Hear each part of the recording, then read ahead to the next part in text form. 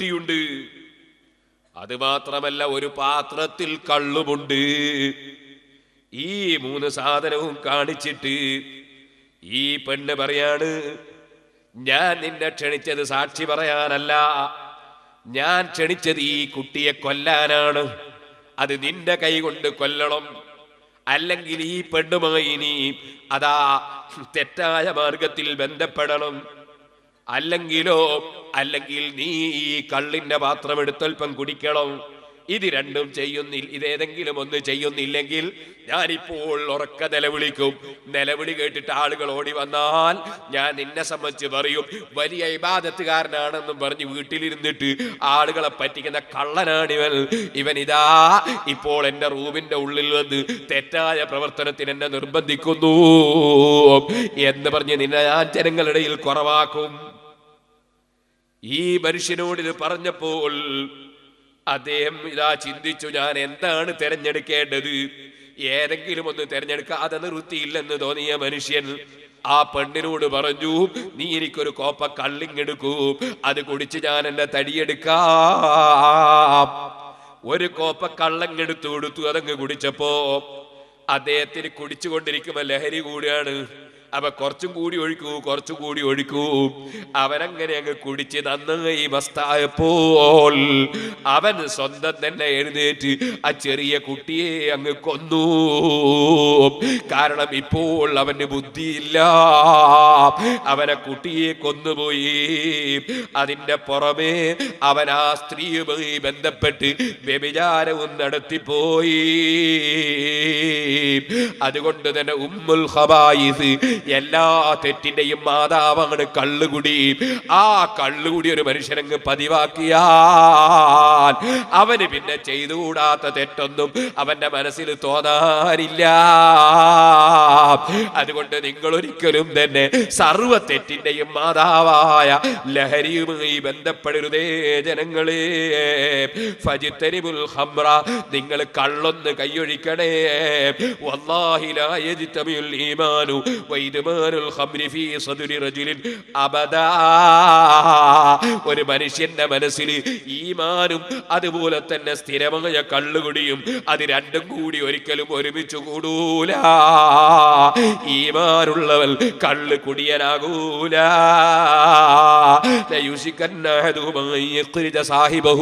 കള്ള് കുടിയനാണോ അവന്റെ ഈമാൻ തെറ്റിപ്പോകാനാണ് സാധ്യത. ഈമാനുള്ളവനാണോ അവൻ കള്ളിനെ ഒഴിക്കുക തന്നെയാണ് സാധ്യത. അതുകൊണ്ട് ഈമാനും കള്ളുകുടിയും ഒരുമിച്ച് കൂടുന്ന കാര്യം പ്രയാസം തന്നെ.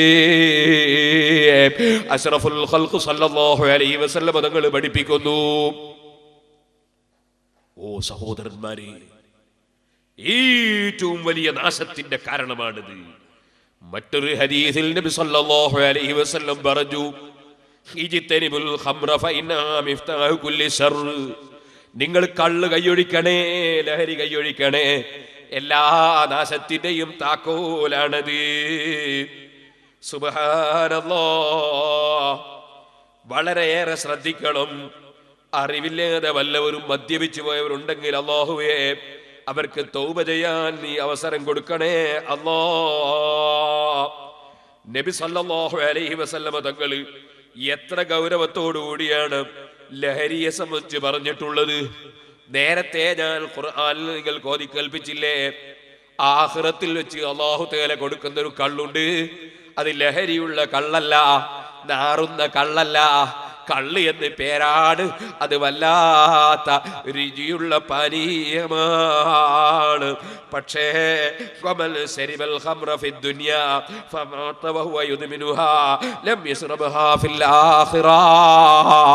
ദുനിയാവിൽ വെച്ച് കള്ള് കുടിച്ച് പരിചയിച്ചവന്, കള്ള് കുടിക്കുന്നവന് അവൻ തൗബ ചെയ്ത് നന്നായിട്ടില്ലെങ്കിൽ ആഖിറത്തിൽ അവന പാനീയമില്ല.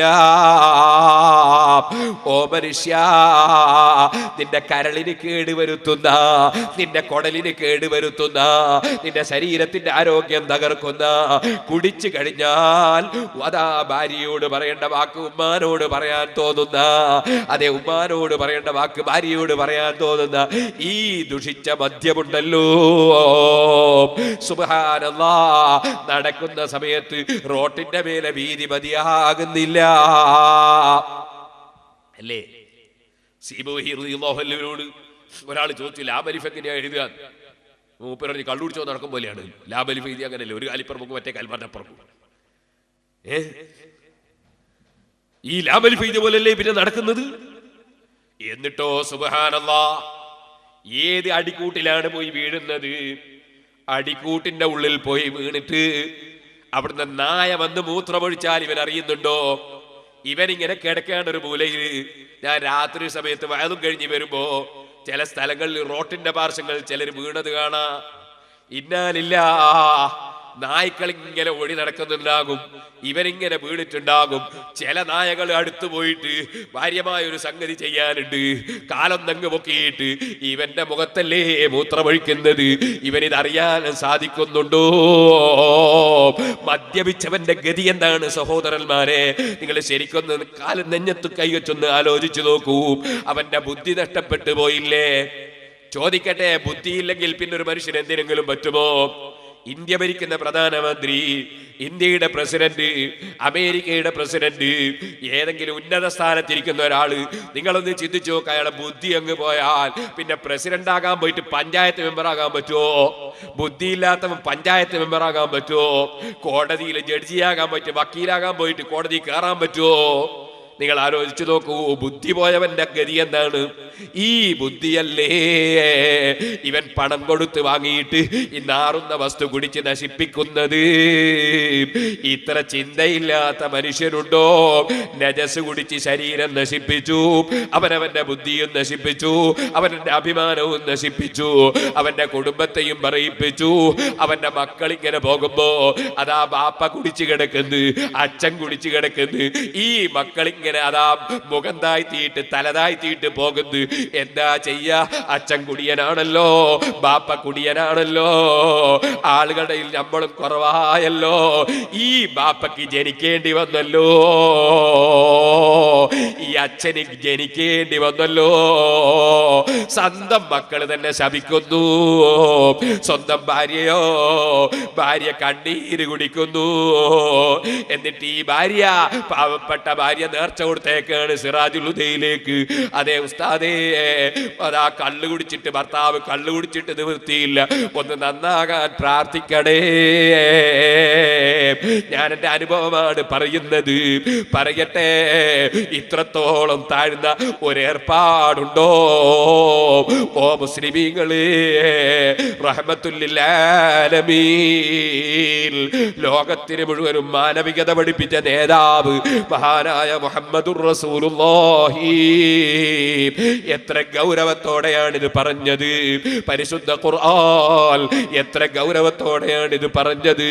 സൽക്കാരം നടത്തിയിട്ട്, സൽക്കാരം നടന്ന വീട്ടിൽ വെച്ച് പരസ്പരം തല്ലുണ്ടായപ്പോ ബഹുമാനപ്പെട്ട ഉമർ ഇബ്നുൽ ഖത്താബ് റളിയല്ലാഹു അൻഹു വന്നിട്ട്, നബിയേ, കള്ളിനെ പറ്റി ശരിയായൊരു തീരുമാനമില്ലാതെ നിർവാഹമില്ല, കള്ള് വല്ലാത്ത നാശം പിടിച്ച സാധനമാണ്, എല്ലാ കുടുംബത്തെയും തെറ്റിക്കുകയാണ്, അയൽവാസികളെ തെറ്റിക്കുകയാണ്, അതേ സ്നേഹിതന്മാരെ തമ്മിൽ അടുപ്പിക്കുകയാണ്. ഒന്നായിട്ട് സൽക്കാരത്തിന് പോയവൻ ഇറങ്ങി വരുമ്പോ പരസ്പരം ചീത്ത പറഞ്ഞല്ലേ ഇറങ്ങി വരുന്നത്, പരസ്പരം തല അടിച്ചു പൊട്ടിച്ചിട്ടല്ലേ ഇറങ്ങി വരുന്നത്. ഈ നിലക്കുള്ള ഈ നാശം പിടിച്ച സാധനം, ഇതൊന്ന് പൂർണ്ണമായി വിരോധിക്കാതെ നിർവാഹമില്ല എന്ന് അതാ ഉമർ ഇബ്നുൽ ഖത്താബ് റളിയല്ലാഹു അൻഹു പറഞ്ഞപ്പോ പരിശുദ്ധ ഖുർആനിൽ ഇന്നമൽ ഖംറു വൽ മൈസിറു വൽ അൻസാബു വൽ അസ്ലാമു റിജ്സും മിൻ അമലി ശൈത്താൻ ഫജ്തനിബൂ,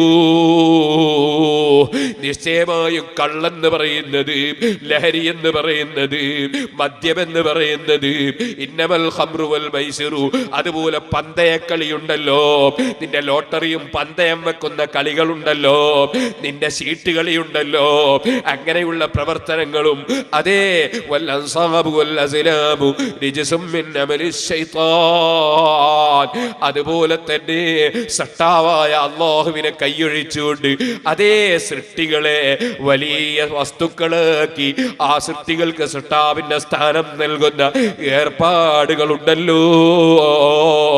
അതുപോലെ തന്നെ പ്രശ്നം വെക്കുന്നവരില്ലേ, എന്നിട്ട് കുടുംബം തമ്മിൽ തെറ്റിച്ചു, ഭാര്യനെയും ഭർത്താവിനെയും തെറ്റിച്ചു, അതുപോലെ തന്നെ അയൽവാസികളെ തെറ്റിച്ചു.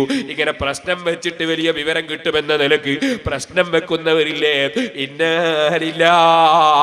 അങ്ങനെ പ്രശ്നം വെച്ചിട്ട് ഓരോ കാര്യങ്ങളും മനസ്സിലാക്കാൻ കഴിയുമെങ്കിൽ പോലീസ് സ്റ്റേഷനിലല്ലേ പ്രശ്നം വെക്കുന്നവർക്ക് ഏറ്റവും വലിയ സീറ്റ് കിട്ടുക. കാരണം പോലീസുകാർക്കല്ലേ പല കേസും തെളിയിക്കേണ്ടത്.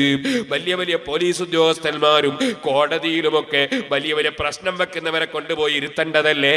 കാരണം എന്നാൽ അവിടുന്ന് ഓരോ പ്രശ്നങ്ങളും വെച്ചിട്ട് അതാ കട്ട തിന്നവനാണ്, അതുപോലെ തന്നെ തുറന്ന തിന്നവനാണ്, ബാങ്ക് കവർച്ച നടത്തിയ തിന്നവനാണ്, കൊന്ന തിന്നവനാണ് എന്നവരങ്ങ് തെളിയിച്ചു കൊടുത്താൽ പോലീസുകാർക്ക് എത്ര സൗകര്യമാണ്, കോടതിക്ക് എത്ര സൗകര്യമാണ്, CBIക്ക് എത്ര സൗകര്യമാണ്. പക്ഷേ അതുണ്ടോ, അത്തരം അന്ധവിശ്വാസമുണ്ടോ? ഗവൺമെന്റ് അംഗീകരിച്ചിരിക്കുന്നു. പരിശുദ്ധ ഇസ്ലാം അത്തരം പ്രശ്നം വെക്കുന്ന കണക്ക് കൂട്ടി നോക്കിയിട്ട് അത്തരം പ്രവചനം നടത്തുന്നതിന് ഇസ്ലാം അംഗീകരിക്കുന്നില്ല. അതുപോലെ തന്നെ പ്രശ്നക്കോലിട്ടിട്ട് അതെടുത്തിട്ട് പറയുന്ന വിഷയങ്ങളെ ഇസ്ലാം അംഗീകരിക്കുന്നില്ല. ഇരിക്കട്ടെ,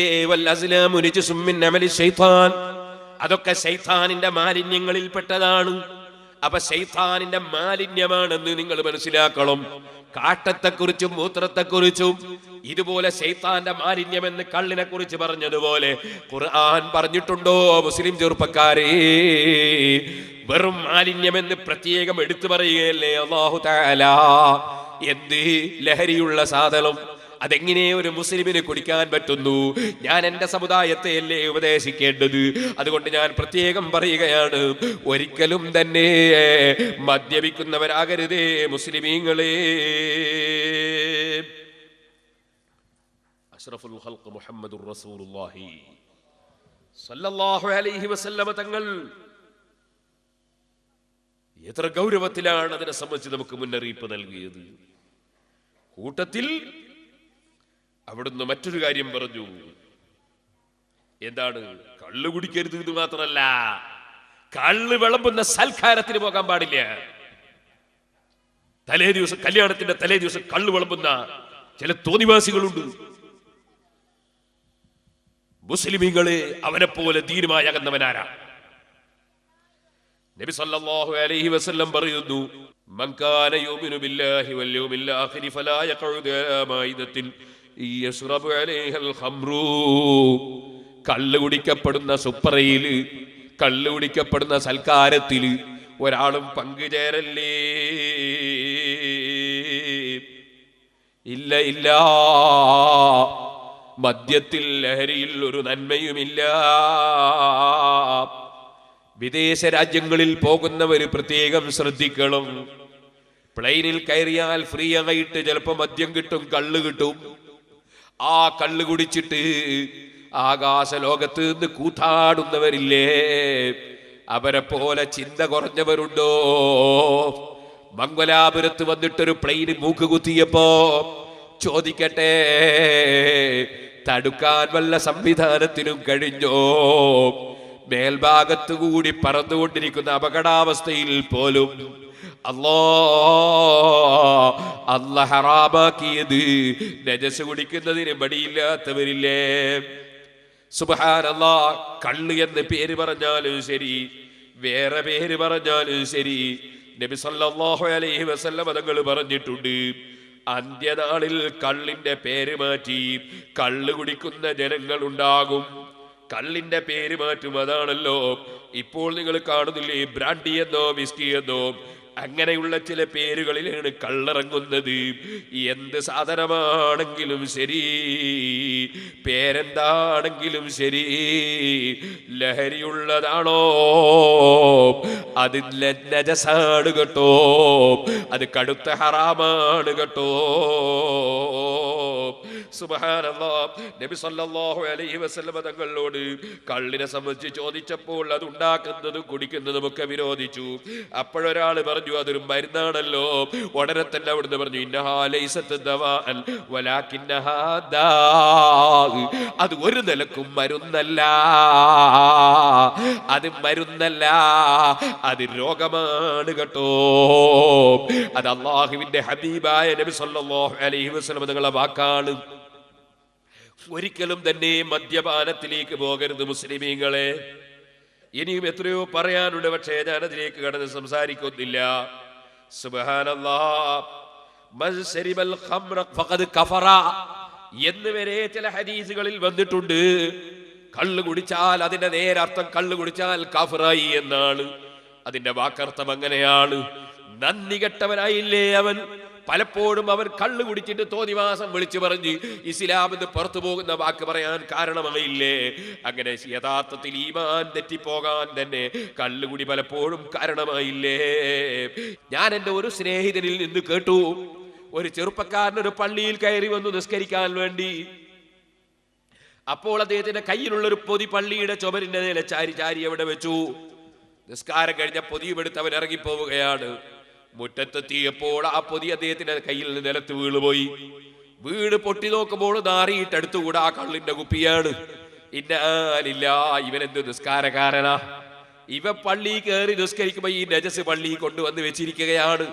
ഇസ്ലാമിന്റെ നിയമം എന്താണ്? പള്ളിയിൽ നജസ് കണ്ടാ കാണുന്ന സമയത്ത് തന്നെ എടുത്തു മാറ്റൽ. അത് ഏത് കൊലകൊമ്പനാണെങ്കിലും അവൻ എടുത്തു മാറ്റൽ നിർബന്ധമാണ്. അതേത് നേതാവാണെങ്കിലും ഉടനെ അവൻ തന്നെ എടുത്തു മാറ്റിക്കൊള്ളണം, അല്ലെങ്കിൽ ഉടനെ തന്നെ എടുത്തു മാറ്റിക്കൊള്ളണം. സുബ്ഹാനല്ലാഹ്, മറ്റൊരാളെ കാത്തു നിൽക്കാൻ പറ്റൂല. അങ്ങനത്തെ സ്ഥലത്തല്ലേ ഇവൻ ഈ കടുത്ത നജസ് കൊണ്ടുവന്ന് കയറ്റിയിട്ട് വെച്ചത്. ഇന്നാലില്ല, എന്നിട്ട് അത് മുറ്റത്തുനിന്ന് പൊട്ടിയിട്ട് നാറിയിട്ടെടുത്തുകൂടാ. എന്താണ് ഇത് അറിയിക്കുന്നത്? നിസ്കരിക്കുന്നവർ തന്നെ ചിലർ കള്ളു കുടിക്കുന്നു എന്നല്ലേ. എത്ര വേദനയുള്ള സംഗതിയാണത്. നിസ്കരിക്കുന്നവർ കള്ളു കുടിക്കുന്നു.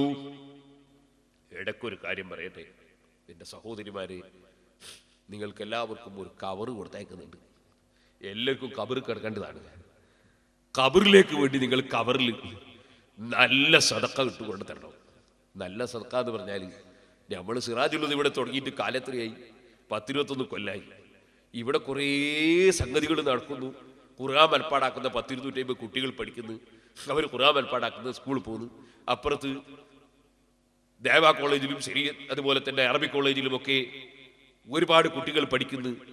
നാദാപുരത്തും പാറക്കടവും ഒക്കെ എത്തി കുട്ടികളും അനാഥ കുട്ടികളും അഗതി കുട്ടികളും ഒക്കെ പഠിക്കുന്നു. അങ്ങനെ പഠിക്കുന്ന കുട്ടികൾക്കൊക്കെ ഭക്ഷണം കൊടുക്കണമെങ്കിൽ എത്ര റുപ്യാണോ നിങ്ങളൊന്ന് ആലോചിച്ച് നോക്കും. ഒരു വീട്ടിൽ ചിലവ് ചെയ്യണമെങ്കിൽ എത്ര റുപ്യാണോ? അവനവൻ്റെ വീട്ടിൽ ചിലവ് എത്ര എന്ന് ഓരോരുത്തരും ആലോചിച്ച് നോക്കട്ടെ. അങ്ങനെ 1000-ഓളം കുട്ടികൾക്ക്, അതുപോലെ തന്നെ സ്റ്റാഫുകൾക്കും ഭക്ഷണം കൊടുക്കണമെങ്കിൽ ചെറിയ സംഗതി മതിയോ? സിറാജുൽ ഹുദയുടെ കീഴിൽ 600-ഓളം സ്റ്റാഫ്, ശമ്പളം കൊടുക്കണ്ടേ? എത്രയോ ശമ്പളം കൊടുക്കേണ്ടത്? അപ്പൊ ചെറിയൊന്നും പോരാ. ഒരു മാസത്തിൽ 30 ലക്ഷം ഉറുപ്പിയോളം ചെലവിന് വേണം. ചെറുതൊന്നും പോരാ. എനിക്ക് ആരോഗ്യം കുറഞ്ഞുകൊണ്ടിരിക്കുകയാണ്. അല്ലാഹു തആല നമുക്ക് എല്ലാവർക്കും ആരോഗ്യം മേറ്റിത്തരട്ടെ. ഉമ്മമാർ സിറാജുൽ ഹുദ തുടങ്ങിയത് മുതൽക്ക് ഇന്ന് വരെ ഒരുപാട് സഹായിച്ചവരും ഈ സിറാജുൽ ഹുദയ്ക്ക് വേണ്ടി ദ്വാരക്കുന്നവരുമാണ് കുറ്റ്യാടിയിലും പരിസരങ്ങളിലും എല്ലാ ഉമ്മമാരും. അല്ലാഹു എല്ലാവർക്കും ബർക്കത്ത് ചെയ്യട്ടെ. സ്ത്രീകളോടൊക്കെ, പുരുഷന്മാരോടും സ്ത്രീകളോടും ഒക്കെ ഞാൻ പറയാണ്, നമുക്കിവിടെ സിറാജുൽ ഹുദയ്ക്ക് വരുമാനത്തിന് വേണ്ടി ഒരു ബിൽഡിംഗ് ഉണ്ടാക്കണം. അങ്ങ് തലക്കൊരു ബിൽഡിങ്ങിന്റെ പണി തുടങ്ങിയിട്ടുണ്ട്. ഇനിയും അതിന് ഇപ്പുറത്തും അപ്പുറത്തൊക്കെ നമുക്ക് പീഡിക റൂമുകൾ ഉണ്ടാക്കണം. അതുണ്ടാക്കണമെങ്കിൽ സംഖ്യ കോടികൾ വേണം. ചെറിയ പൈസ ഒന്നും പോലും. ഇപ്പം എത്ര പണിക്കൂലി, എത്രയോ സിമെന്റിന് കൂലി, എത്രയോ പൂയ്ക്ക് പൈസ, എത്രയോ സിമെന്റിന് പൈസ, അതുകൊണ്ട് പറഞ്ഞാൽ തീരുന്നു. അതുകൊണ്ട് എല്ലാ സ്ത്രീകളും അതൊരു സദഖ ജാരിയ, നിലനിൽക്കുന്ന സദഖയാണ്. ഖിയാമത്ത് നാൾ വരെ സിറാജുൽ ഹുദയിൽ പഠിക്കുന്ന കുട്ടികളെ ഭക്ഷണത്തിനും, അതുപോലെ തന്നെ ഉസ്താദുമാരുടെ ശമ്പളത്തിനും, പള്ളിയുടെ കറണ്ടിന്റെ പൈസ കൊടുക്കാനും, അതുപോലെ തന്നെ പള്ളിയിലെ കാര്യങ്ങൾ നടത്താനും, അത്തരം വിഷയത്തിനല്ലേ അതിന്റെ സംഖ്യ ചെലവഴിക്കുക. ഞാനിതുവരെ 5 പൈസ ഇവിടുന്ന് പറ്റിയിട്ടില്ല, ശമ്പളവും പറ്റിയിട്ടില്ല, അല്ലാതെയും പറ്റിയില്ല. ഞാനിവിടുന്ന് ഭക്ഷണം കഴിക്കാറില്ല. ഞാനതുകൊണ്ട് പറഞ്ഞു വരുന്നത്, നിങ്ങളെല്ലാവരും നമുക്ക് ഒരു ബിൽഡിംഗ് ഉണ്ടാക്കാനുള്ള പൈസ ഇന്നും നാളെയായിട്ട് ഉണ്ടാക്കി തരാം.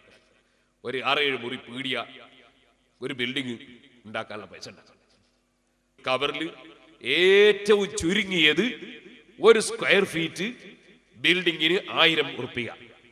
ഒരു സ്ക്വയർ ഫീറ്റിന് 1000 ഉറുപ്പിക ചുരുങ്ങിയത്. എല്ലാ സ്ത്രീകളും കവറിലിട്ട് കൊണ്ടുവരണം. അല്ലാഹു തആല ഇതിന് പകരം തരും. അർഹമുർ റഹീമിനായ റബ്ബേ, ആര് നിന്റെ ദീനിനെ സഹായിക്കുന്നുണ്ടോ അവരെ എല്ലാം നീ സഹായിക്കണം റഹ്മാനെ. പുരുഷന്മാരൊക്കെ 1000 10,000 തന്നാൽ പോരാ, വലിയ സംഖ്യ തരണം. നമുക്ക് ബിൽഡിംഗ് ഉണ്ടാക്കണമെങ്കിൽ ഉണ്ടാക്കിക്കൊണ്ടിരിക്കുന്ന ബിൽഡിംഗ് പൂർത്തീകരിക്കുകയും വേണം, അതിൻ്റെ ഇപ്പുറത്ത് മുന്നിലൊക്കെ ഉണ്ടാക്കുകയും വേണം. ഇവിടെ ഒരു സ്ഥലം ഇങ്ങനെ എടുത്തിട്ടുണ്ട്, അത് ബിൽഡിംഗ് ഉണ്ടാക്കാൻ ഇപ്പൊ ആലോചിക്കാൻ തന്നെ കഴിയൂല. അതുകൊണ്ടാണ് ഇപ്പൊ ആദ്യം അത് പൂർത്തീകരിക്കാന്ന് വിചാരിച്ചത്. സഹോദരന്മാരെ, ഞാൻ നീട്ടി സംസാരിക്കുന്നില്ല. പറഞ്ഞു വന്ന വിഷയം, നിസ്കരിക്കുന്നവർ കള്ളു കുടിക്കുന്നുവെങ്കിൽ അവരാലോചിക്കണം, അവർ നിസ്കരിക്കാതിരിക്കണോ എന്നല്ല ഞാൻ പറയുന്നത്. ഒരു മനുഷ്യൻ കള്ളു കുടിച്ചാൽ അഷ്റഫുൽ ഖൽഖ് സല്ലല്ലാഹു അലൈഹി വസല്ലം പറയുന്നു, ലം തുഖ്ബൽ ലഹു സ്വലാത്തു 40 ലൈല, 40 ദിവസത്തെ നിസ്കാരം സ്വീകരിക്കപ്പെടൂല. അവൻ തൗബ ചെയ്താലല്ലാതെ, ഖേദിച്ച് മടങ്ങി പടച്ചവനോട് മാപ്പ് പറഞ്ഞില്ലെങ്കിൽ അവന്റെ നിസ്കാരം സ്വീകരിക്കപ്പെടൂല. ഓ സുഹൃത്തുക്കളെ, പോരാ, മദ്യപിക്കുന്ന മനുഷ്യനെ സംബന്ധിച്ച് നബി സല്ലല്ലാഹു അലൈഹി വസല്ലം തങ്ങൾ പറയുകയാണ്, കാന ഹഖ്ഖൻ അലല്ലാഹി അൻ യസ്ഖിയഹു മിൻ തീനത്തിൽ ഖബാൽ. അവനെ അല്ലാഹു സുബ്ഹാനഹു വ തആല തീനത്തുൽ ഖബാൽ കുടിപ്പിക്കുന്ന കാര്യം അല്ലാഹ് ഏറ്റെടുത്ത കാര്യമാണ്. എന്താണ് മുസ്ലിമീങ്ങളെ തീനത്തുൽ ഖബാൽ? മദ്യപിക്കുന്ന മനുഷ്യന് അല്ലാഹു തആല പാരത്രിക ലോകത്ത് വെച്ച് കൊടുക്കുന്ന തീനത്തുൽ ഖബാൽ എന്താണ്? അഷ്റഫുൽ ഖൽഖ് സല്ലല്ലാഹു അലൈഹി വസല്ലം തങ്ങൾ അത് വിവരിക്കുന്നു. അതേ, വമാ തീനത്തുൽ ഖബാൽ, എന്താണ് നബിയെ തീനത്തുൽ ഖബാൽ എന്ന് ചോദിക്കുമ്പോ, അറഖു അഹ്ലിന്നാർ ഔ സാറത്തു അഹ്ലിന്നാർ, അത് നരകക്കാര ശരീരത്തിൽ നിന്ന് ഒലിക്കുന്ന വിയർപ്പും നീരും ചലവുമാണ്. എന്റെ മുസ്ലിം ചെറുപ്പക്കാരെ, നിങ്ങൾ ശരിക്കൊന്ന് ചിന്തിച്ചു നോക്കൂ. അതേ, നരകക്കാര കൂട്ടത്തിൽ ഒന്നാമത്തെ മെമ്പർ ആരാണ്? അത് അബൂജഹലല്ലേ. മഹാനായ നബി സല്ലല്ലാഹു അലൈഹി വസല്ലം തങ്ങൾ നിസ്കരിക്കുന്ന സമയത്ത് ഒട്ടകത്തിന്റെ കൊടലുകൾ വലിച്ചു കൊണ്ടുവന്ന് അവിടുത്തെ കഴുത്തിലിട്ട് കൊടുത്തിട്ട് അവിടുത്തെ സുജൂദിൽ തല ഉയർത്താൻ കഴിയാതെ ബുദ്ധിമുട്ടുന്നത് കണ്ടപ്പോ അത് നോക്കി ചിരിച്ചവനല്ലേ അബൂജഹല്. നബി സല്ലല്ലാഹു അലൈഹി വസല്ലം തങ്ങളുടെ തല വെട്ടാൻ വേണ്ടി ചെറുപ്പക്കാരെ ഒരുക്കി പറഞ്ഞയച്ചവനല്ലേ അബൂജഹല്. സുബ്ഹാനല്ലാഹ്, നബി സല്ലല്ലാഹു അലൈഹി വസല്ലം തങ്ങളുടെ തല എടുത്തുകൊണ്ട് വന്നാൽ 100 ഒട്ടകം കൊടുക്കുമെന്ന് പറഞ്ഞ ദുഷ്ടനല്ലേ അബൂജഹല്. ഓ മുസ്ലിം ചെറുപ്പക്കാരെ, ആ അബൂജഹലിനെ വെറുക്കാതെ ഒരു മുസ്ലിം ഉണ്ടോ? അവന്റെ ശരീരത്തിൽ ചലമിങ്ങനെ ഒലിക്കുമ്പോ ഒരു മനുഷ്യനാ ചലം കുടിക്കേണ്ടി വന്നാൽ അവനെ പോലെ ഗതികെട്ടവനുണ്ടോ? ഇനി ഒന്നുകൂടി ചിന്തിച്ചു നോക്കൂ. അതേ,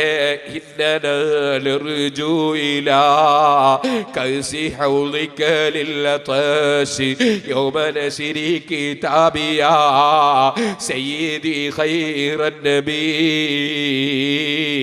നബി സല്ലല്ലാഹു അലൈഹി വസല്ലം തങ്ങളുടെ ഹൗദുൽ കൗസറിൽ കുടിക്കണമെന്ന് ആശിക്കുന്നവരല്ലേ നാം. ആ ഹൗദുൽ കൗസർ അവിടുന്ന് പറഞ്ഞില്ലേ, അനഫറതുകും ദിൽ ഹൗദി, ഹൗദുൽ കൗസറിന്റെ അടുക്കൽ ഞാൻ നിങ്ങളെ കാത്തിരിക്കുന്നുണ്ടാകും.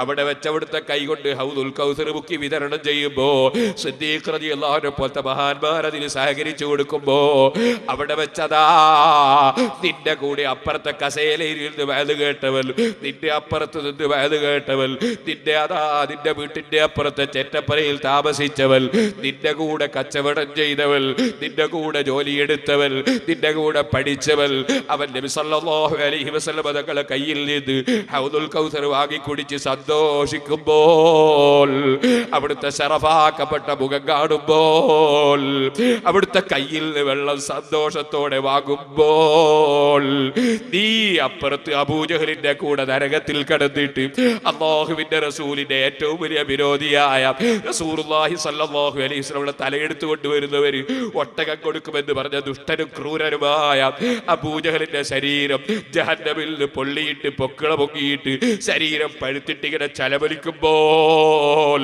അത് നീ കുടിക്കേണ്ടി വന്നു എന്ന് പറഞ്ഞാൽ നിന്നെ പോലെ ഗതികെട്ടവരുണ്ടോ?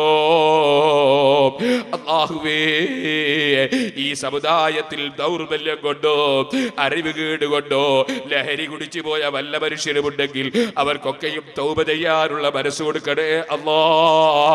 ഖേദിച്ചു മടങ്ങിയ ദുഷ്കർമ്മം അതാ കൈയൊഴിക്കാനുള്ള ഭാഗ്യം കൊടുക്കണേ അല്ലാ.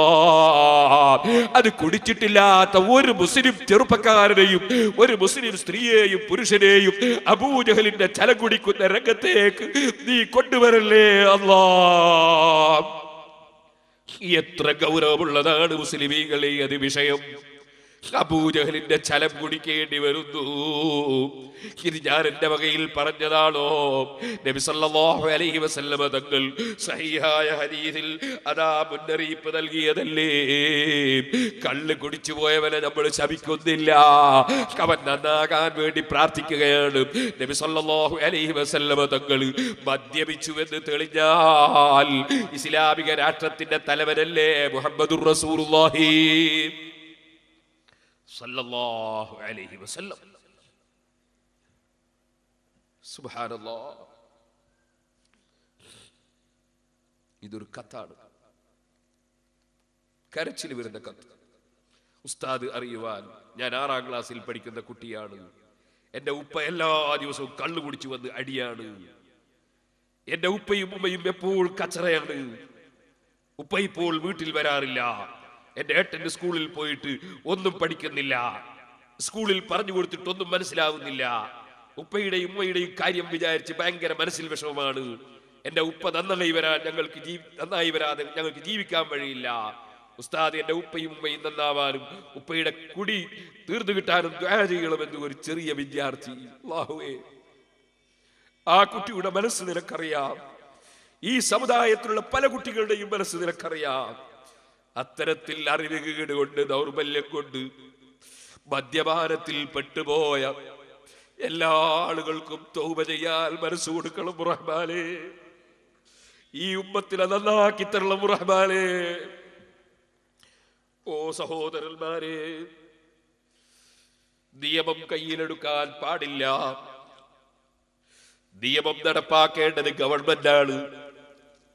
ഞങ്ങളെ SOS-ന്റെ കീഴിൽ മദ്യം വിരോധിക്കാൻ വേണ്ടി എന്തെല്ലാം കാര്യങ്ങൾ ചെയ്തു നോക്കി, പറഞ്ഞു നോക്കി, ഗവൺമെന്റിനോട് പറഞ്ഞു നോക്കി. കഴിഞ്ഞ ഗവൺമെന്റിനോടും പറഞ്ഞു, അതിന്റെ മുമ്പത്തെ ഗവൺമെന്റിനോടും പറഞ്ഞു, ഇപ്പോഴത്തെ ഗവൺമെന്റിനോടും പറഞ്ഞു. ഈ എത്ര നാശമാണ്!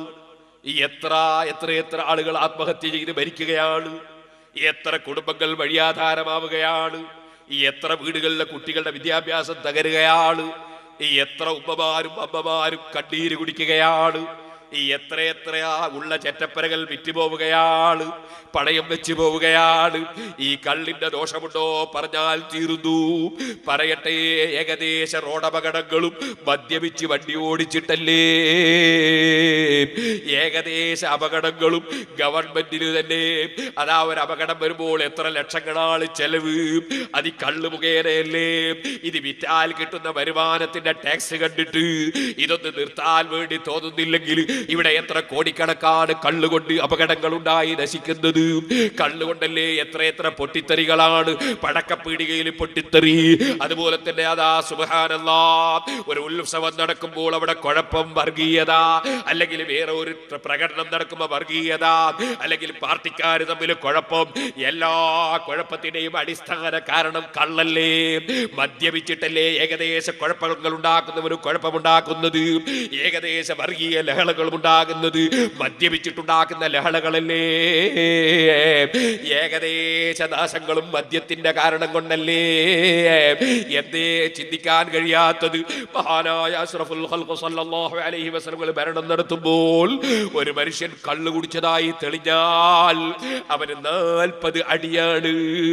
40 അടിയാണ്. ചെരിപ്പ് കൊണ്ട് 40 അടിയാണ്. ആളുകളെ മുന്നിലിട്ട് അടിക്കും. എന്തിനു വേണ്ടി? ഇനി മേലിൽ അവനതാ മദ്യപാനത്തിലേക്ക് പോകാതിരിക്കാൻ വേണ്ടി. എന്നാൽ അത് മുസ്ലിമീങ്ങളിൽ തന്നെ ചില ദൗർബല്യമുള്ളവർ അങ്ങനെ ചെയ്തപ്പോൾ അവരെയും അടിച്ചിട്ടുണ്ട്. ഒരിക്കലതാ ഹിമാർ എന്ന് അപരനാമം വിളിക്കപ്പെടുന്ന ഒരാള്, ഇടക്കൊക്കെ തമാശ പറഞ്ഞ് ചിരിപ്പിക്കുന്ന ഒരാളാണ്. പലപ്പോഴും അതാ കള്ളു കുടിച്ചപ്പോൾ നബി സല്ലല്ലാഹു അലൈഹി വസല്ലം അദ്ദേഹത്തെ അടിക്കാൻ വിധിച്ചു. അങ്ങനെ ഒരു പ്രാവശ്യം കള്ളു കുടിച്ചിട്ട് കൊണ്ടുവന്നപ്പോ ഒരാൾക്ക് പറഞ്ഞു, പറഞ്ഞു അല്ലാഹുമ്മൽ അൻഹു മാ അക്സറ മാ യുതാ ബിഹി. എത്ര പ്രാവശ്യമാണ് ഇവരെ കള്ളു കുടിച്ചിട്ട് കൊണ്ടുവന്നത്, പടച്ചവനെ നീ അയാളെ ശപിക്കണേ എന്ന് പറഞ്ഞപ്പോ നബി സല്ലല്ലാഹു അലൈഹി വസല്ലം പറഞ്ഞു പറ്റൂല, ലാ തൽഅനൂഹു, നിങ്ങൾ ശപിക്കണ്ട. റസൂലുള്ളാഹിന്റെ കാരുണ്യമാണ്. അങ്ങനെ കള്ളു കുടിച്ച മനുഷ്യനെ നിങ്ങൾ ശപിക്കണ്ട.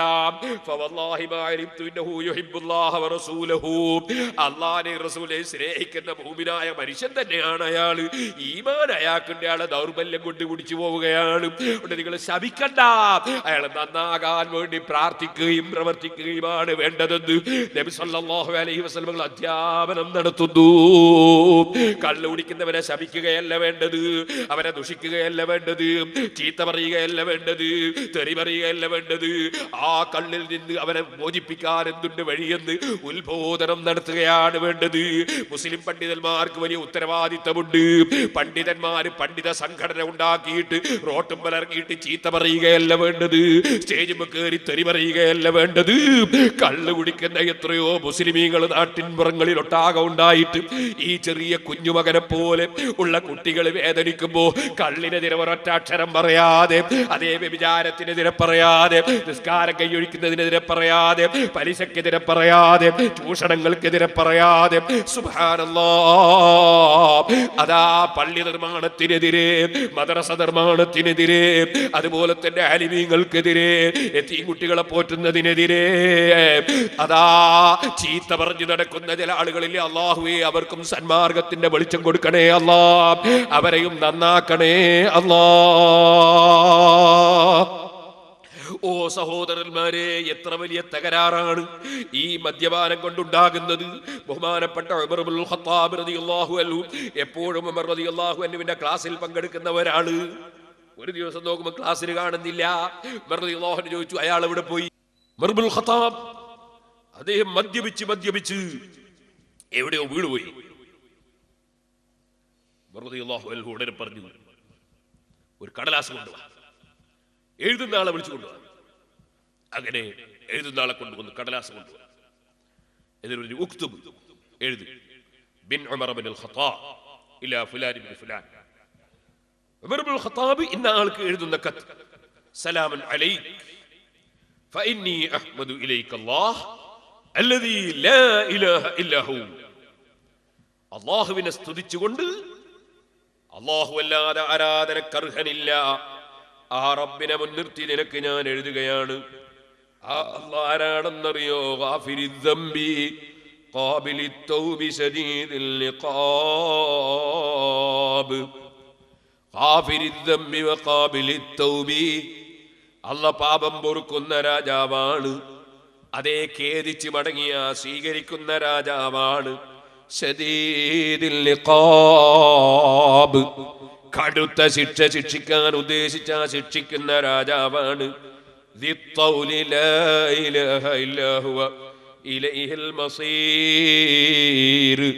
അവൻ എന്തിനും കഴിവുള്ള രാജാവാണ്, അവനല്ലാതെ ആരാധനക്കർഹനില്ല. ഇലൈഹിൽ മസീർ, അവനിലേക്കാണ് എല്ലാവരുടെയും മടക്കം. ഈ അർത്ഥം വരുന്ന ആയത്തിന്റെ ഭാഗം എഴുതിയിട്ടൊരു കത്തങ്ങ് കൊടുത്തിട്ട് പറഞ്ഞു, ഓ ജനങ്ങളെ, ഉദ്ഉല്ലാഹ ലി അഖീകും, ആ മദ്യപിച്ച് വീണുപോയ മനുഷ്യന് വേണ്ടി നിങ്ങൾ ദുആ ചെയ്യണേ. അവന്റെ ദുഷിച്ച സ്വഭാവത്തിൽ നിന്ന് അവൻ നന്നാകാൻ നിങ്ങൾ പ്രാർത്ഥിക്കണേ. അയ്യഖ്ബില ബിഖൽബിഹി, അവന്റെ മനസ്സുകൊണ്ട് അവൻ അല്ലാഹുവിലേക്ക് ഒന്ന് മുന്നിടാൻ. വയതൂബല്ലാഹു അലൈഹി, അല്ലാഹ് അവന്റെ തൗബ സ്വീകരിക്കാനും അവൻ നന്നാകാനും നിങ്ങൾ പ്രാർത്ഥിക്കണേ. അല്ലാഹുവേ, ഉമർ ഇബ്നുൽ ഖത്താബ് തങ്ങൾ വലിയ കറാമത്തുള്ള മഹാനാണ്. അവിടുത്തെ ദുആക്ക് വലിയ ഇജാബത്താണ്. അവിടുന്ന് വലിയ സ്ഥാനമുള്ള മഹാനാണ്. ഞങ്ങൾക്ക് അങ്ങനത്തെ സ്ഥാനങ്ങളൊന്നുമില്ല. പക്ഷേ ആ ഉമർ ഇബ്നുൽ ഖത്താബ് തങ്ങളെ സ്നേഹിക്കുന്ന പാവപ്പെട്ട അനുയായികളാണ് ഞങ്ങൾ. ആ ഉമർ ഇബ്നുൽ ഖത്താബ് തങ്ങൾ നിന്റെ ഹബീബായ നബി സല്ലല്ലാഹു അലൈഹി വസല്ലമ തങ്ങൾ തറാവീഹ് നിസ്കരിക്കുന്നത് നേരിൽ കണ്ട് മനസ്സിലാക്കിയിട്ട് മക്കയിലും മദീനയിലൊക്കെ 20 റക്അത്ത് തറാവീഹ് നടപ്പാക്കിയിട്ട് അക്കാരണത്താൽ ഇമാം അബൂ ഹനീഫ, ഇമാം മാലിക്, ഇമാം ഷാഫി, ഇമാം അഹ്മദ് ഇബ്നു ഹംബൽ 4 മദ്ഹബിന്റെ ഇമാമികളും തറാവീഹ് പഠിപ്പിച്ചപ്പോ മക്ക മദീനയിൽ ഇന്ന് വരെയുള്ള റമദാനിൽ 20 റക്അത്ത് തറാവീഹ് നിസ്കരിച്ചപ്പോ ആ മക്ക മദീനയിലുള്ള അതേ 20 റക്അത്ത് തറാവീഹ് ഉമർ ഇബ്നുൽ ഖത്താബിനെ പോലെ സ്വർഗ്ഗത്തിൽ കടക്കണമെന്ന് ആശിച്ച് ഈ കുറ്റ്യാടിയിലും പരിസരങ്ങളിലും സാധുക്കളായ ഞങ്ങൾ പുനഃസ്ഥാപിച്ചിട്ടുണ്ട്. അത് നിനക്കറിയുമല്ലോ അല്ലാഹ്. ആ ഉമർ ഇബ്നുൽ ഖത്താബ് തങ്ങളെ മുൻനിർത്തി നിന്നോട് ഞങ്ങൾ ദുആ ചെയ്യുന്നു. ഞങ്ങളെ ഈ സദസ്സിൽ പങ്കെടുത്ത ഏതെങ്കിലും ഒരു മുസ്ലിം, ഞങ്ങളെ ഈ സീഡി കേൾക്കുന്ന ഏതെങ്കിലും ഒരു മുസ്ലിം, നേരത്തെ ഇവിടെ സങ്കടം പറഞ്ഞ കുട്ടിയുടെ ബാപ്പയടക്കം അല്ലാഹുവേ ദുർബല നിമിഷങ്ങളെ കൊണ്ട് തെറ്റുകളിലും കള്ളുകുടിയിലും തെറ്റിലും പെട്ടുപോയവരുണ്ടെങ്കിൽ അവർക്കൊക്കെയും നീ തൗബ ചെയ്യാനുള്ള മനസ്സ് നൽകണേ അല്ലാഹ്. അവരെ ആ ദുഷിച്ച സ്വഭാവത്തിൽ നീ കരകയറ്റണേ അല്ലാഹ്. അവരെയും ഞങ്ങളെയും സർവ്വ മുഅ്മിനീങ്ങളെയും ഈ ഉമ്മത്തിനെ മുഴുവനും നന്നാക്കണേ അല്ലാഹ്. ഓ സുഹൃത്തുക്കളെ, ഉമർ ഇബ്നുൽ ഖത്താബ് റളിയല്ലാഹു അൻഹുവിന്റെ കത്ത് കിട്ടിയപ്പോൾ ഈ മനുഷ്യന് കത്ത് കൊണ്ട് കൊടുക്കാൻ പറയുന്നു. നിങ്ങൾ എന്നിട്ട് ആ മനുഷ്യൻ നന്നാകാൻ പ്രാർത്ഥിക്കണമെന്ന് ഉമർ ഇബ്നുൽ ഖത്താബ് പറയുന്നു. ഈ കത്തങ്ങ് കിട്ടിയിട്ട് അയാളതങ്ങ് വായിച്ചപ്പോ അത് ആവർത്തിച്ചങ്ങ് വായിക്കാൻ തുടങ്ങി.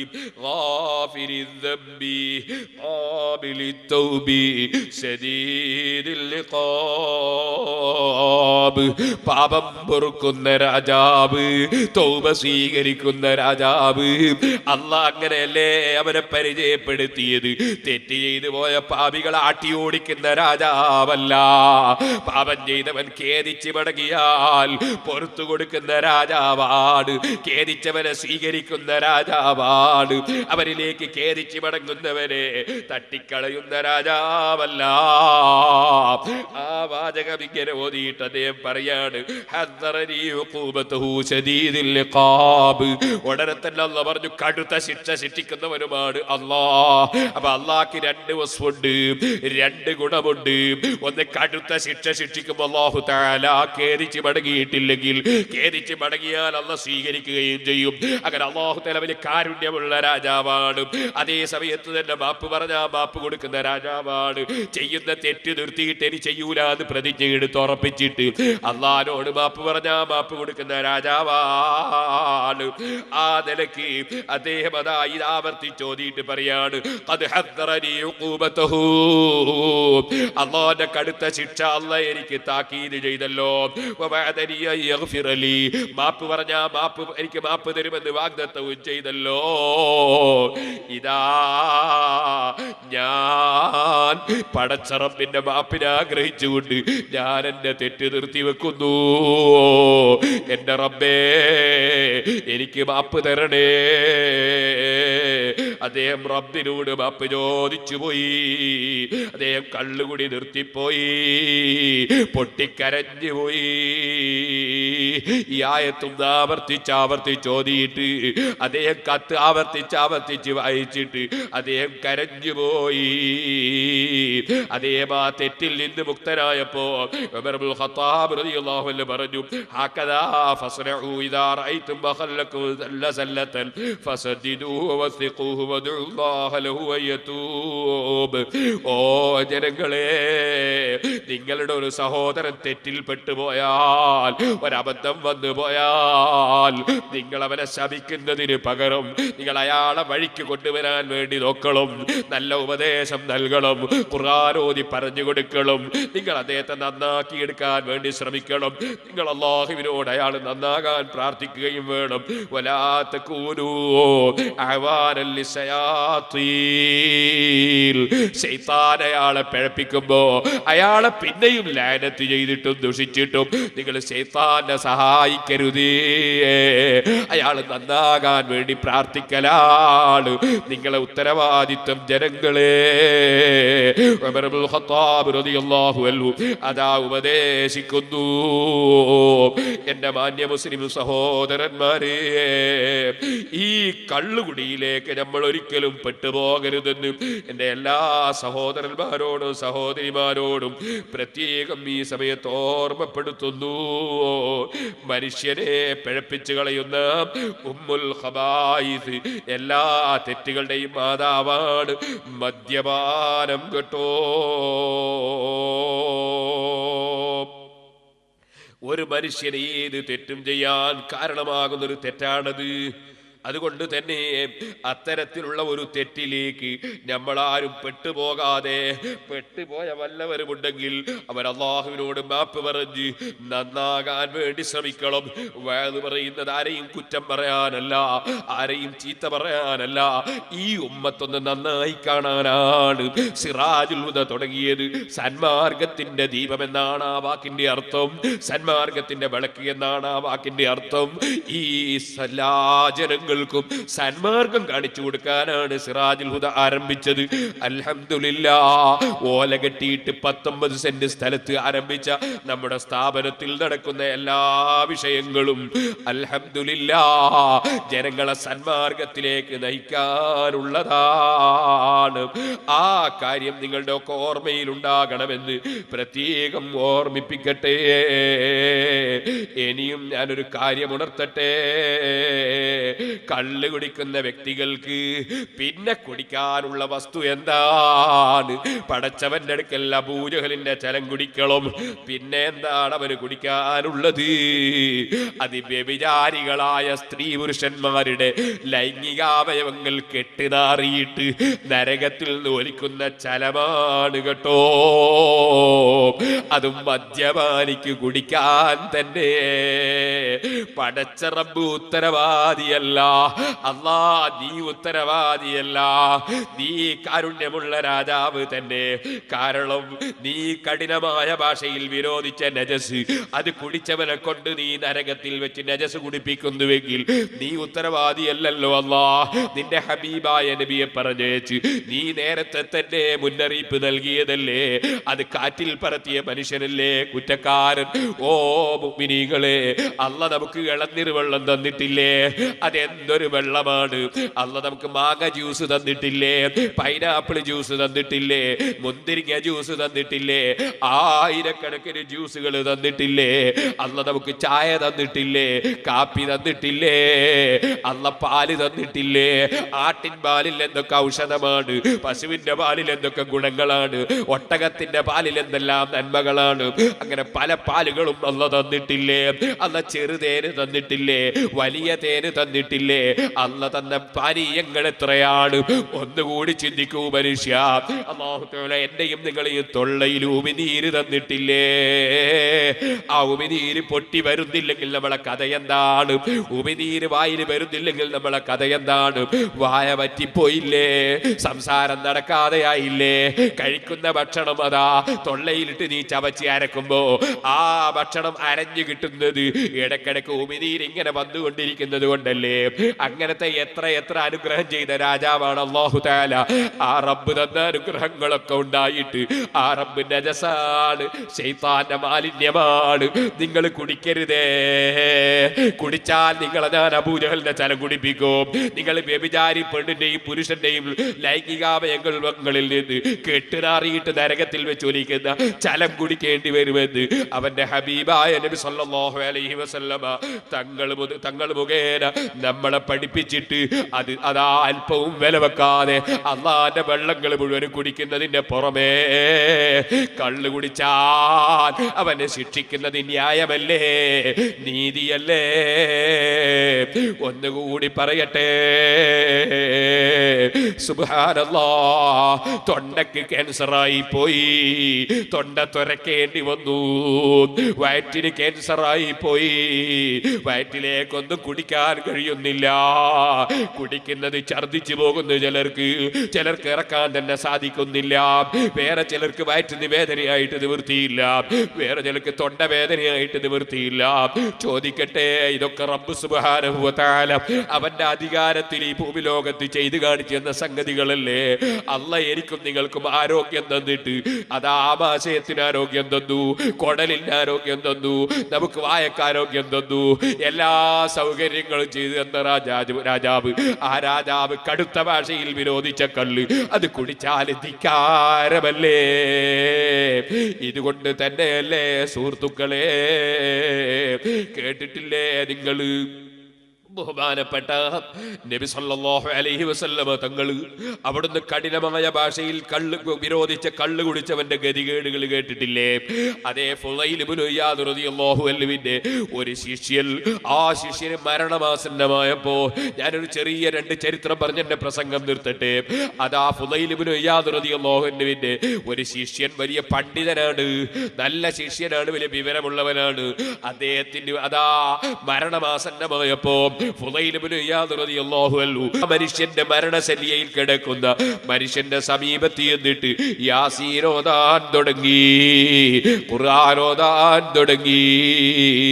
അല്ലാഹ് ഖുർആനിൽ പറഞ്ഞതാണ്, ഇദാ ഖുരിയൽ ഖുർആനു ഫസ്തബിഉ ലഹു വഅൻസിതു ലഅല്ലകും തുർഹമൂൻ. ഖുർആൻ ഓതുന്ന സ്ഥലത്ത് റഹ്മത്ത് ഇറങ്ങും. ഖുർആൻ നിങ്ങൾ ശ്രദ്ധിച്ചു കേട്ടോ, ഖുർആൻ ഓതുന്ന സ്ഥലത്ത് റഹ്മത്ത് ഇറങ്ങും. ഖുർആൻ ഓതുന്ന സ്ഥലത്ത് വലിയ ബർക്കത്താണ്, ഖുർആൻ പാരായണം ചെയ്യുന്ന സ്ഥലത്ത് വലിയ ബർക്കത്ത്. അതുകൊണ്ടാണ് മരണമാസന്നമായവരുടെ അടുക്കൽ യാസീൻ ഓതാൻ പറഞ്ഞത്. അതുപോലെ തന്നെ മരിച്ച മയ്യിത്തിന്റെ അടുക്കൽ ഖുർആൻ ഓതാൻ പറഞ്ഞത്, ഖബറിന്റെ അടുക്കൽ ഖുർആൻ ഓതാൻ പറഞ്ഞത്. ഇമാം ശാഫിഈ റളിയല്ലാഹു അൻഹുവിന്റെ ശിഷ്യന്മാര് ഷാഫി ഇമാമിന്റെ ഖബറുകളിൽ എന്നിട്ട് ഖുർആൻ ഓതിയില്ലേ? അവർക്ക് വിവരമുള്ളത് കൊണ്ടാണ്. ഇമാം റാസി റളിയല്ലാഹു അൻഹു ലോകത്തുള്ള എല്ലാ കക്ഷികളും ഉദ്ധരിക്കുന്ന തഫ്സീറല്ലേ റാസി ഇമാമിന്റെ തഫ്സീർ. ഇമാം റാസി തഫ്സീറിൽ എന്റെ തഫ്സീർ നോക്കുന്ന ആളുകളൊക്കെ എന്റെ പേരിലും, ഞാൻ മരിച്ചാൽ എന്റെ പേരിലും, എന്റെ മകൻ മരിച്ച സമയമാണിത്, എന്റെ മകന്റെ പേരിലും ഖുർആൻ ഫാത്തിഹ ഓതി ദുആ വസിയ്യത്ത് ചെയ്തില്ലേ? എല്ലാ ഇമാമികളും ഖുർആൻ ഓതാൻ പറഞ്ഞില്ലേ? മരിച്ച മയ്യിത്തിന്റെ അടുക്കൽ ഖുർആൻ ഓതാൻ പറഞ്ഞില്ലേ? സഹാബത്ത് ഖബറിന്റെ അടുക്കൽ പോയി ഖുർആൻ ഓതിയില്ലേ? കാരണം ഖുർആൻ ഓതുക എന്നത് വലിയ ബർക്കത്തുള്ള, വലിയ റഹ്മത്ത് ഇറങ്ങുന്ന സംഗതിയാണ്. ഖുർആൻ ഓത്ത് മരിച്ച മയ്യിത്തിന്റെ അടുക്കലും മരിച്ച വീട്ടിലും പ്രശ്നങ്ങളുള്ള സ്ഥലത്തും ഒക്കെ ഖുർആൻ ഓതിയാൽ വലിയ റഹ്മത്താണ്. അത് ഖുർആനും ഹദീസും പഠിപ്പിച്ചതാണ്, സഹാബത്ത് നടപ്പാക്കിയതാണ്. അപ്പൊ മരിക്കാൻ പോകുന്ന ആളെടുത്ത് ഖുർആൻ ഓതി. അപ്പൊ ഇയാൾ കൈകൊണ്ട് കാണിച്ച് ഓതണ്ട, ഈ മരിക്കാൻ പോകുന്ന ആൾ കൈകൊണ്ട് കാണിച്ച് ഓതണ്ട. സുബ്ഹാനല്ലാഹ്, അയാളെ ഗതികേട്, അയാൾ കൈകൊണ്ട് കാണിച്ച് ഖുർആൻ ഓതണ്ട. ഖുർആൻ ഓത്ത് നിർത്തി. കല്ലാച്ചി ഇത് ഒരു മരിച്ച പോലെ ഒരാൾ കൈ ഖുർആൻ ഓതേ. അപ്പൊ ഖുർആൻ ഓത് പോയി ചെറുപ്പക്കാരൻ ഖുർആൻ ഓതണ്ടാകുക. നമ്മളെ ഇബ്രാഹിം ഉസ്താദിന്റെ പോലെ എൻ്റെ അടുത്തുള്ള ഒരു ആജിയായിരുന്നു അമ്പതാജി വെച്ച് എന്താ പോലെ ചോദിച്ചു, ഖുർആൻ ഓതി ആ മയ്യത്തിന് ഫലം കിട്ടൂല.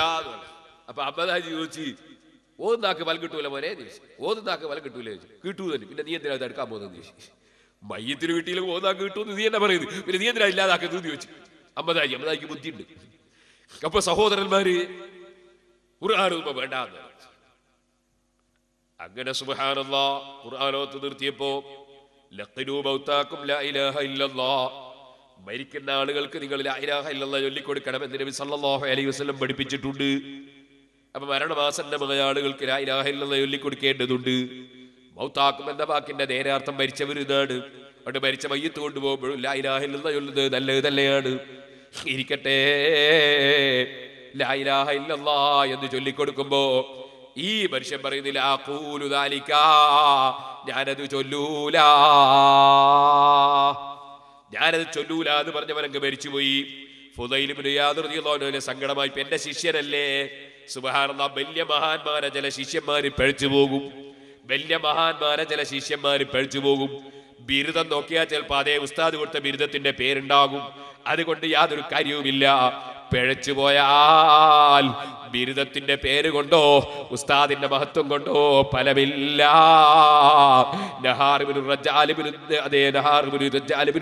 എന്ന് പറയുന്ന ഒരു മനുഷ്യൻ നബി സല്ലല്ലാഹു അലൈഹി വസല്ലം തങ്ങളുടെ ദർസിൽ ഓതി പഠിച്ച പണ്ഡിതനായിരുന്നു. നന്നായിട്ട് പഠിച്ചു പോയതാണ്. പക്ഷേ പോയതിനു ശേഷം മുസൈലിമത്തുൽ കദ്ദാബ് എന്ന് പറയുന്ന കള്ള നബിക്ക് അനുകൂലമായി റസൂലുള്ളാഹിന്റെ പേരിൽ കള്ളം പറഞ്ഞു നടന്നതാണ്. അങ്ങനെ എത്രയോ ആളുകൾ അല്ലാഹുവിന്റെ റസൂലിന്റെ അടുക്കൽ പഠിച്ചിട്ട് തന്നെയും അതാ റസൂലുള്ളാഹിന്റെ മുമ്പിൽ നിന്ന് റസൂലുള്ളാഹിന്റെ ഭക്ഷണവും കഴിച്ച് പഠിച്ചിട്ട് നന്ദിയില്ലാതെ തിരിച്ചുപോയി റസൂലുള്ളാഹിക്കെതിരെ പ്രവർത്തിച്ച അതാ ചുരുക്കം ചില കക്ഷികൾ ഉണ്ടായിട്ടുണ്ട്.